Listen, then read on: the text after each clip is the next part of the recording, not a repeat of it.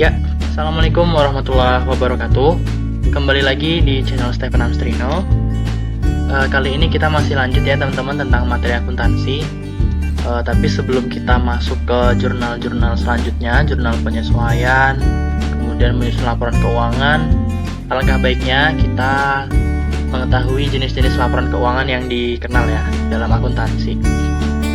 Oke, jadi diharapkan dengan video ini nanti teman-teman udah kebayang ya bentuk laporan keuangan itu seperti apa. Kemudian nanti saat penyusunan laporan keuangan itu udah tahu kurang lebih tuh untuk membuat sebuah laporan keuangan apa-apa aja yang dibutuhkan gitu. Oke, langsung aja kita masuk ke pembahasan kita kali ini. Jadi kerangka materi kita kali ini tentang laporan keuangan ya teman-teman. Jadi ada 7 laporan keuangan yang dikenal dalam akuntansi.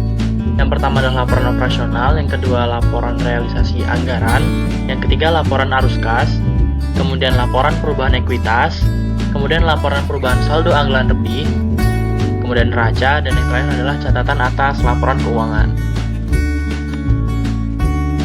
Nah, yang akan kita pelajari dalam waktu dekat kurang lebih ada 3 ini ya teman-teman ya. Ada 3 jenis laporan yang akan sering kita buat dalam waktu dekat. Yang pertama adalah laporan operasional, laporan perubahan ekuitas, dan juga neraca. Jadi ini nanti pembahasannya akan aku letakkan di awal agar bisa langsung dilihat gitu ya. Teman-teman bisa langsung mempelajari bentuknya seperti apa, formatnya seperti apa, dan isinya itu apa aja, dan tentunya fungsinya itu untuk apa. Nah, yang pertama adalah laporan operasional, dikenal juga dengan laporan laba rugi atau nama lainnya dalam bahasa Inggris adalah income statement. Nah, tentu dari laporan laba rugi ini tujuannya adalah untuk melihat kinerja perusahaan. Sebenarnya kita tuh mengalami keuntungan atau justru malah kerugian. Nah, formatnya seperti yang terlampir ya teman-teman. Ada revenue atau pendapatan, dan juga ada expense atau pengeluaran. Jadi ya namanya laba atau rugi ya, intinya adalah pendapatan kita berapa, kemudian pengeluaran kita berapa, selisihnya itu adalah keuntungan atau kerugian. Jadi yang XXX itu adalah nama akunnya ya teman-teman. Yang pendapatan bisa jadi pendapatan sewa, pendapatan jasa, dan lain-lain. Kalau yang expenses itu bisa jadi beban listrik, mungkin beban asuransi, beban administrasi, dan lain-lain. Jadi di situ aku misalkan pendapatan kita dalam 1 tahun yang berakhir pada tahun 2020 itu saldo pendapatan 1.100, sedangkan saldo pengeluaran sebesar 500, maka kita akan mengalami keuntungan atau net income-nya adalah 600. Kalau loss itu tinggal dikasih minus gitu ya, atau dalam kurung itu juga boleh. Nah, ini bakal sering banget kita gunakan ya income statement. Jadi diharapkan teman-teman bisa paham gitu. Pembentuk dari income statement adalah pendapatan dan pengeluaran. Sederhana kan?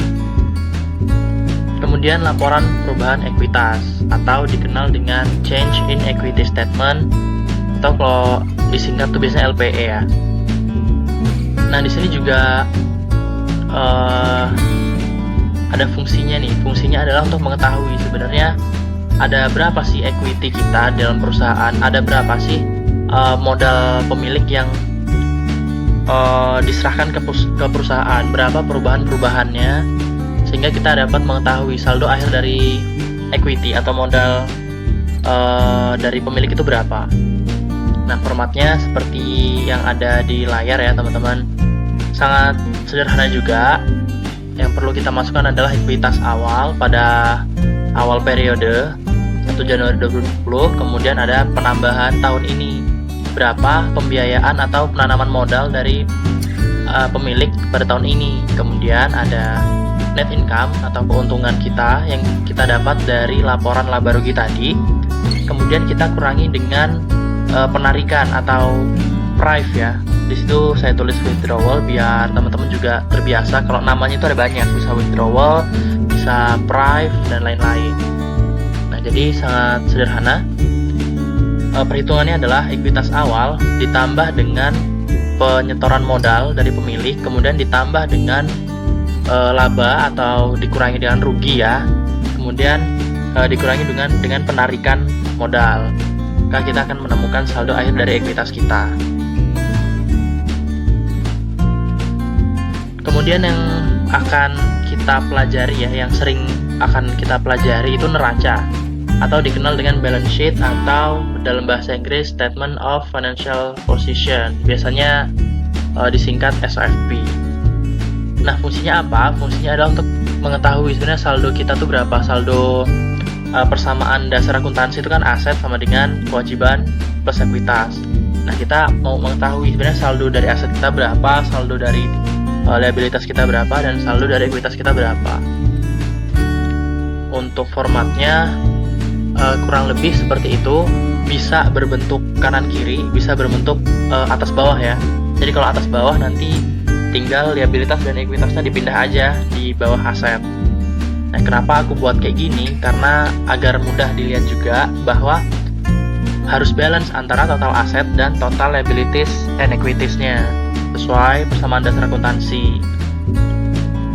Kemudian ada sub akun itu ya, current asset, pos-posnya, current asset, non current asset, current liabilities, non current liabilities, kemudian equities. Nanti akan kita pelajari di video-video selanjutnya. Tapi untuk yang teman-teman perlu tahu sekarang adalah bentuk dari balance sheet itu seperti ini. Kemudian aset-aset itu kita jumlahkan, jumlahnya sekian, liabilitas dan ekuitas kita jumlahkan, jumlahnya harus sama dengan aset.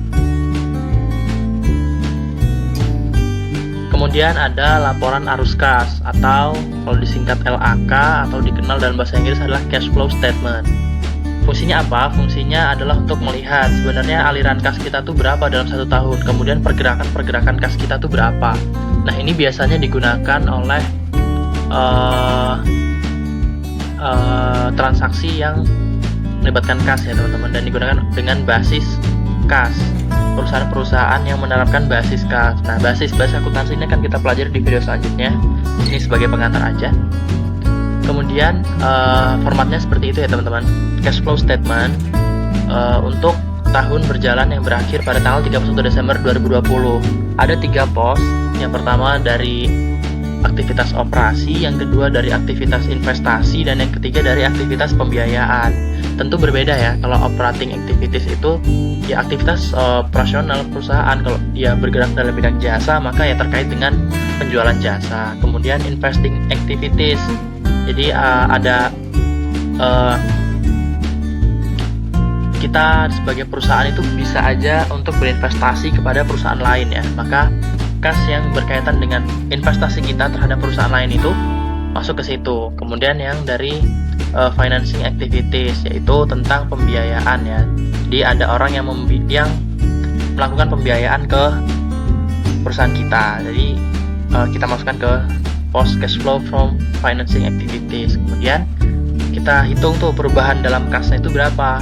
Kemudian kita tambahkan dengan saldo kas kita di awal, lalu kita mendapatkan saldo akhir dari kas kita sebesar 600. Nah, kalau misal change in cash-nya ternyata negatif, maka ya sama aja perhitungannya cash beginning ditambah dengan pengurangan kas gitu. Maka kas akhir kita adalah sebesar sekian.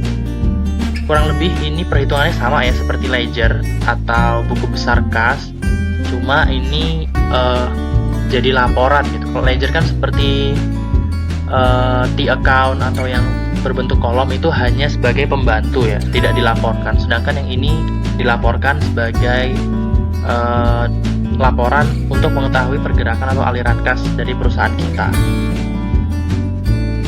Kemudian laporan realisasi anggaran atau biasa disingkat LRA, biasanya kita jumpai dalam APBN. Nah, APBN itu formatnya tuh ya kayak gini gitu. Format APBN, format pelaporan realisasi anggaran APBN tuh seperti ini. Fungsinya apa? Fungsinya untuk membandingkan sebenarnya rencana atau perencanaan kita sebelumnya apakah sama dengan realisasi gitu.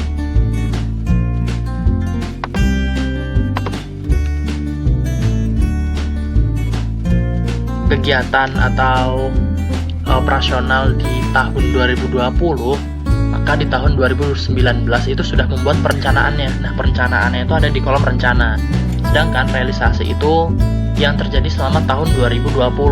Nah, di akhir 2020 ternyata realisasinya sekian. Di situ aku contohkan angka yang bulat ya agar mudah untuk dipahami. Nah, kemudian kita harus ada menghitung juga lebih atau kurangnya itu berapa. Nah, setelah itu pendapatan dan belanja itu akan menghasilkan surplus atau defisit kurang lebih sama seperti laba atau rugi ya. Surplus atau defisit itu kurang lebih sama seperti laba atau rugi. Tapi di sini ada ditambah pembiayaan. Pembiayaan itu adalah bagaimana kita mencari dana untuk memenuhi operasional kita. Jadi misal kita ada rencana sebesar 1.000 dan 1.000 itu ya, kemudian total pembiayaannya 2.000, kemudian ternyata realisasinya 0, maka semua itu kita jumlahkan menghasilkan saldo lebih atau kurang anggaran penggunaan, sisa lebih atau kurang penggunaan anggaran ya teman-teman, itu anggaran yang di awal dicoret aja, sisa lebih atau kurang penggunaan anggaran atau biasa disingkat SILPA atau SIKPA. Nah, selisih dari surplus defisit dengan pembiayaan itu adalah SILPA atau SIKPA. Kemudian ada laporan perubahan saldo. Laporan perubahan saldo anggaran lebih. Jadi di sini kurang lebih menghitung tadi ya, kita udah mendapatkan SILPA atau SIKPA dari laporan realisasi anggaran, maka itu bisa digunakan dalam laporan perubahan saldo. Nah, fungsinya itu ya untuk melihat sebenarnya penggunaan SILPA apabila kita mempunyai saldo lebih, maka akan masuk ke sini. Kemudian apabila kita menggunakan saldo lebih itu juga masuk ke laporan ini. Nah, seperti bisa dilihat teman-teman, itu formatnya seperti itu. Ada saldo anggaran lebih awal itu berapa, SILPA-nya ya, SILPA awal itu berapa, kemudian penggunaan SILPA tahun ini berapa, kemudian ada penambahan atau pengurangan SILPA tahun ini itu berapa, kemudian ada lain-lain. Lain-lain itu bisa bermacam-macam yang akan kita pelajari di video-video selanjutnya. Kemudian kita mendapatkan saldo anggaran lebih akhirnya adalah pada 31 Desember sejumlah 6.100. Nah, kemudian yang terakhir adalah catatan atas laporan keuangan. Catatan atas laporan keuangan itu berisi tentang penjelasan detail dari laporan-laporan keuangan yang 6 tadi. Jadi dalam bentuknya itu bukan bentuk format kolom, kemudian ada nama akun, bukan. Di sini catatan atas laporan keuangan itu berbentuk narasi, teman-teman. Ya seperti apa ya namanya ya laporan pertanggungjawaban lah, tapi ini isinya itu tentang penjelasan atas peristiwa-peristiwa atau angka-angka yang ada di laporan keuangan, gitu teman-teman. Ya, sekian dulu video kita kali ini. Jadi semoga dengan aku beritahu nih, dengan aku jelaskan format-format laporan keuangan, terutama yang 3 di awal tadi ya teman-teman. Jadi nanti saat kita mencoba untuk menyusun laporan keuangan, teman-teman udah kebayang nih formatnya seperti apa aja yang dibutuhkan, kemudian perhitungannya seperti apa, semoga sudah terbayang ya teman-teman. Jadi nanti akan lebih mudah dalam menyusun laporan keuangan. Ada laporan arus kas, ada juga laporan operasional. Janganlah merasa malas, menimba ilmu juga mengamal. Jangan lupa follow Instagram aku, like video ini, dan jangan lupa di subscribe ya. Sampai jumpa di video selanjutnya.